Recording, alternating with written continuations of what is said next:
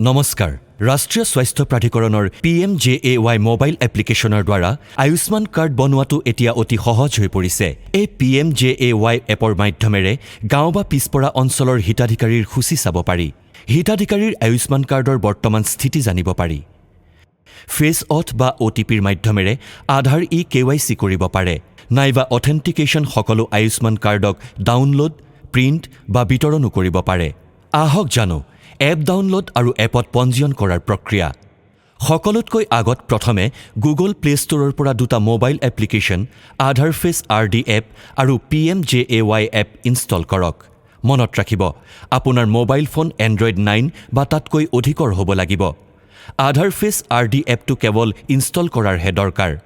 Install কৰাৰ পিছত PMJAY এপে আপোনাক মোবাইল স্থিতি ব্যৱহাৰ কৰাৰ অনুমতি বিচাৰিব, য'ত আপুনি PMJAYক অনুমতি দি লোকেশ্যন এক্সেছত ক্লিক কৰিব। এতিয়া স্ক্ৰীনত NHA ডাটা শ্বেয়াৰিং পলিচি দেখা যাব, যিটো মনোযোগেৰে পঢ়ি একচেপ্টত ক্লিক কৰিব। পৰৱৰ্তী পেজত সোঁফালে লগ ইনৰ বিকল্প দেখা যাব, তাত ক্লিক কৰক। লগ ইন পেজত নিজৰ ভাষাৰ বাছনি কৰাৰ পাছত নিজকে এজন অপাৰেটৰৰ ৰূপত লগ ইন কৰাৰ বিকল্প বাছনি কৰক।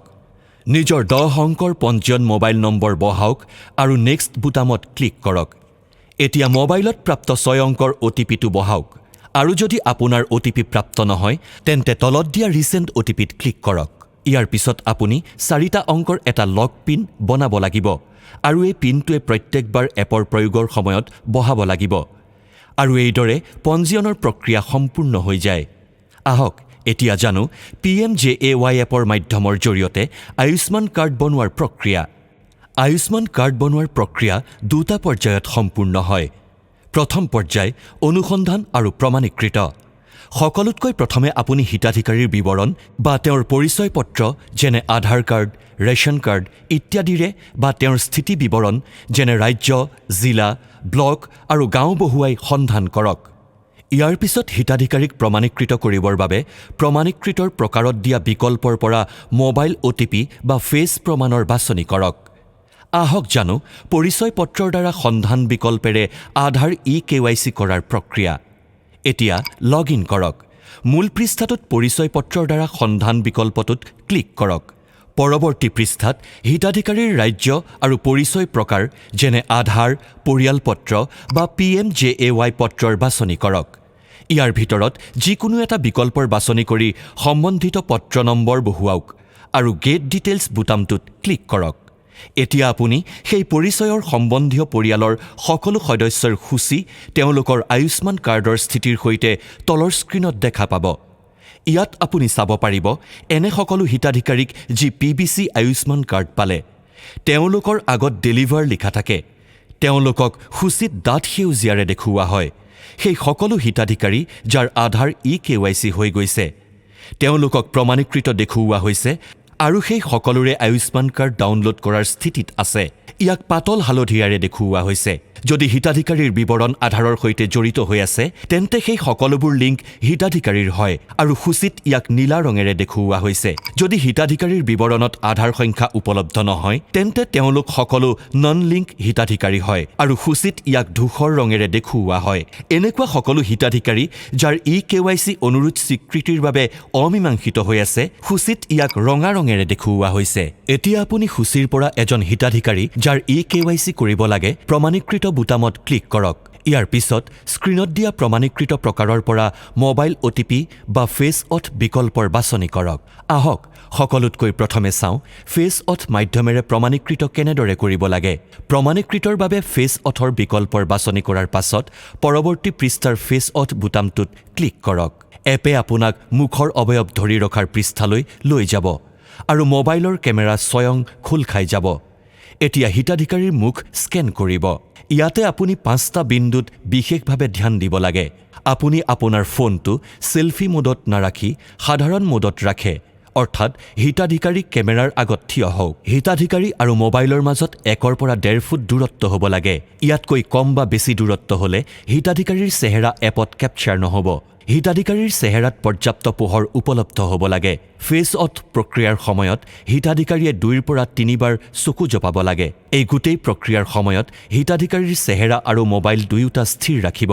ফেচ অথৰ প্ৰক্ৰিয়া সম্পন্ন হোৱাৰ পাছত তলত এটা সেউজীয়া চিহ্ন দেখা দিব আৰু সেই পৃষ্ঠাটো আগবাঢ়ি যাব। কিন্তু যদি এই প্ৰক্ৰিয়া সম্পন্ন নহয় তেতিয়া সম্পূৰ্ণ প্ৰক্ৰিয়াটো পুনৰ কৰিব। E-KYC প্ৰক্ৰিয়া সম্পূৰ্ণৰূপে সফল হ'লে হিতাধিকাৰীৰ আধাৰ বিৱৰণ এপৰ স্ক্ৰীনত প্ৰদৰ্শিত হ'ব। ইয়াৰ পাছত আপুনি দিয়া বিকল্পৰ সহায়ত হিতাধিকাৰীৰ মোবাইল নম্বৰটো আপডেট কৰক। এতিয়া মোবাইলত অহা 6 অংকৰ OTP-টোক বহুৱাই মোবাইল নম্বৰটোক প্ৰমাণ আৰু আপডেট কৰক। সকলো বিৱৰণ বহুওৱাৰ পাছত এটা ফটো বিকল্পত ক্লিক কৰক আৰু হিতাধিকাৰীৰ ফটো লওক। এতিয়া স্বয়ং সেই ফটোখন আপলোড হৈ যাব।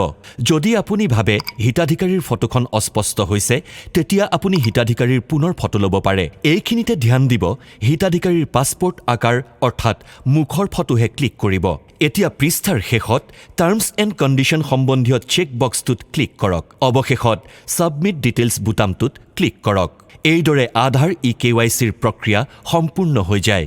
ধ্যান দিব E-KYCৰ সময়ত যদি হিতাধিকাৰীৰ বিৱৰণ আধাৰ বিৱৰণৰ সৈতে মিলি যায় তেতিয়া আয়ুষ্মান কাৰ্ড অটো এপ্ৰুভ হৈ যায় আৰু এতিয়া আপুনি এই ডিজিটেল কাৰ্ড হিতাধিকাৰীক দিব পাৰে। যিসকল হিতাধিকাৰীৰ বিৱৰণ আধাৰ বিৱৰণৰ সৈতে নিমিলে সেই সকলোৰে কাৰ্ড সম্বন্ধীয় ৰাজ্যলৈ এপ্ৰুভৰ বাবে গুচি যাব। এতিয়া জানি লওক মোবাইল OTP-ৰ মাধ্যমেৰে প্ৰমাণীকৃত কিদৰে কৰিব পাৰি। যদি আপুনি মোবাইল OTP-ৰ বিকল্প বাছনি কৰে তেন্তে আপোনাৰ আধাৰৰ সৈতে লিংক থকা মোবাইলত 6টা অংকৰ এটা OTP আহিব, যিটোক বহুৱাই ছাবমিট বুটামত ক্লিক কৰক। যদি হিতাধিকাৰীৰ বিৱৰণ আধাৰ বিৱৰণৰ সৈতে মিলি যায় তেতিয়া E-KYCৰ প্ৰক্ৰিয়া সফলভাৱে সমাপ্ত হোৱাৰ মেছেজ স্ক্ৰীনত আহি যায়। তাৰ পিছত ফেচ অথ অধ্যায়ত কোৱা প্ৰক্ৰিয়াৰ দৰে হিতাধিকাৰীৰ মোবাইল নম্বৰ আপডেট কৰি আগবাঢ়ক। আহক জানো স্থিতিৰ দ্বাৰা অনুসন্ধান বিকল্পৰে আধাৰ E-KYC কৰাৰ প্ৰক্ৰিয়া। এতিয়া মূল পৃষ্ঠাটোত স্থিতিৰ দ্বাৰা অনুসন্ধান বিকল্পটোত ক্লিক কৰক। পৰৱৰ্তী পৃষ্ঠাত চহৰ বা গ্ৰামীণ বিকল্প বাছনি কৰি তলৰ পৰা হিতাধিকাৰীৰ ৰাজ্য, জিলা, ব্লক আৰু গাঁৱৰ বাছনি কৰি ভিউ লিষ্ট বুটামত ক্লিক কৰক।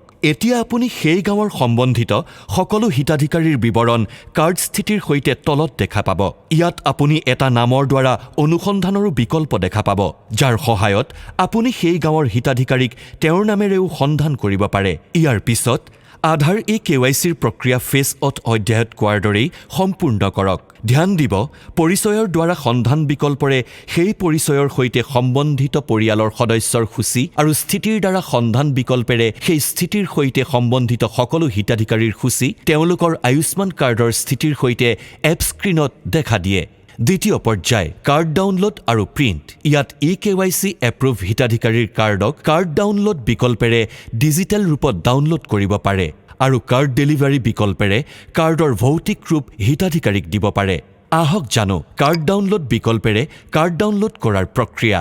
এতিয়া মুখ্য পৃষ্ঠাত কাৰ্ড ডাউনলোডৰ বিকল্পক বাছনি কৰক। পৰৱৰ্তী পৃষ্ঠাত আপুনি হিতাধিকাৰীৰ আধাৰ নম্বৰ বহুৱাওক। ইয়াৰ পিছত স্ক্ৰীনত দিয়া প্ৰমাণীকৃত প্ৰকাৰৰ পৰা মোবাইল OTP বা ফেচ এপ বিকল্পৰ বাছনি কৰক। দুয়োটাৰ ভিতৰত যিকোনো এটা বিকল্প মাধ্যমেৰে আগবাঢ়িলে স্ক্ৰীনত কাৰ্ড ডাউনলোডৰ মেছেজ আহিব। এতিয়া স্ক্ৰীনত দেখুওৱাৰ ধৰণে এই ডিজিটেল আয়ুষ্মান কাৰ্ডখন ডাউনলোড কৰি হিতাধিকাৰীক দিব পাৰে। আহক অৱশেষত চাওঁ কাৰ্ড ডেলিভাৰী বিকল্পেৰে কাৰ্ডক ডেলিভাৰ কৰাৰ প্ৰক্ৰিয়া। এতিয়া মুখ্য পৃষ্ঠাত কাৰ্ড ডেলিভাৰী বিকল্প বাছনি কৰক। পৰৱৰ্তী পৃষ্ঠাত আপুনি হিতাধিকাৰীৰ ৰাজ্যৰ বাছনি কৰি পৰিচয়ৰ প্ৰকাৰৰ সহায়ত পৰিচয় নম্বৰটো বহুৱাওক। তাৰ পিছত সেই হিতাধিকাৰীৰ পৰিয়ালৰ সকলো সদস্যৰ বিৱৰণ তেওঁলোকৰ কাৰ্ডৰ বৰ্তমান স্থিতিৰ সৈতে দেখা পাব। ধ্যান দিব এনে সকলো হিতাধিকাৰী যাৰ আধাৰ E-KYC হৈ গৈছে কিন্তু কাৰ্ড ডেলিভাৰ হোৱা নাই, অৰ্থাৎ যাৰ নামৰ আগত পাতল হালধীয়া ৰঙেৰে প্ৰমাণীকৃত লিখা আছে, কেৱল তেওঁলোকৰ কাৰ্ড আপুনি ডেলিভাৰ কৰিব পাৰে। এই এপটোত এটা বিশেষ ব্যৱস্থা আছে। পৰিয়ালৰ যিকোনো সদস্যই নিজৰ বা পৰিয়ালৰ অন্য সকলো সদস্যৰ কাৰ্ড ইচ্ছা অনুসৰি গ্ৰহণ কৰিব পাৰে। তাৰ বাবে সকলোতকৈ প্ৰথমে আপুনি সেই হিতাধিকাৰী যাৰ কাৰ্ড ডেলিভাৰ কৰিব লাগে তেওঁৰ নামৰ সৈতে এই সেল্ফ নামৰ ৰেডিঅ' বুটামটোত ক্লিক কৰক আৰু পৰিয়ালৰ অন্য সদস্যৰ বাবে ফেমিলি নামৰ ৰেডিঅ' বুটামটোৰ বাছনি কৰি ছাবমিট বুটামত ক্লিক কৰক। যদি হিতাধিকাৰীয়ে কেৱল নিজৰ কাৰ্ড ল'ব বিচাৰে তেন্তে সেই স্থিতিত হিতাধিকাৰীৰ নামৰ সৈতে দিয়া সেল্ফ নামৰ ৰেডিঅ' বুটামটোৰ বাছনি কৰি ছাবমিট বুটামটোত ক্লিক কৰক। এতিয়া আগৰ পৃষ্ঠাটোত পুনৰ E-KYC কৰাৰ বিকল্প দেখা পাব। য'ত পৰিয়ালৰ সেই সদস্য যাক কাৰ্ড ডেলিভাৰ কৰিব লাগে তেওঁৰ আধাৰ নম্বৰ বহুৱাই E-KYC বিকল্প, মোবাইল OTP বা ফেচ অথৰ বাছনি কৰি এই ভিডিঅ'তে প্ৰথম দেখুওৱাৰ দৰে E-KYC প্ৰক্ৰিয়াটোক পুনৰ কৰক। E-KYC প্ৰক্ৰিয়া সম্পন্ন কৰাৰ পাছত আপুনি সকলো কাৰ্ডক ডাউনলোড আৰু প্ৰিণ্ট কৰি ডেলিভাৰীও কৰিব পাৰে। ধ্যান ৰাখিব, পৰিয়ালৰ একৰ পৰা তাতকৈ অধিক সদস্যৰ কাৰ্ড ডেলিভাৰ কৰাৰ সময়ত যিজন সদস্যক আপুনি কাৰ্ড ডেলিভাৰ কৰি আছে তেওঁক সকলো হিতাধিকাৰীৰ কাৰ্ড নিজৰ হাতত লৈ এই ধৰণেৰে ফটো ক্লিক কৰি আপলোড কৰিব, য'ত সেই হিতাধিকাৰীৰ লগতে অৱশিষ্ট কাৰ্ডবোৰো স্পষ্টকৈ দেখে। এইটো প্ৰমাণ দিয়াটো আৱশ্যক হ'ব, অন্যথা এইটো মনা হ'ব যে আপুনি সেই ব্যক্তিজনক এখনহে কাৰ্ড দিছে। আমি আশা কৰোঁ যে এই ভিডিঅ'য়ে PMJAY এপত সূচীবদ্ধ সকলো হিতাধিকাৰীৰ আয়ুষ্মান কাৰ্ড বনোৱাৰ প্ৰক্ৰিয়াটোক সৰলতাৰে বুজিবলৈ আপোনাক সহায় কৰিব। কাৰ্ড বনোৱা এই প্ৰক্ৰিয়াত যিকোনো ধৰণৰ টেকনিকেল সহায়ৰ বাবে আপুনি নিজৰ ৰাজ্যৰ সংযোগ অধিকাৰীৰ সৈতে সম্পৰ্ক কৰক।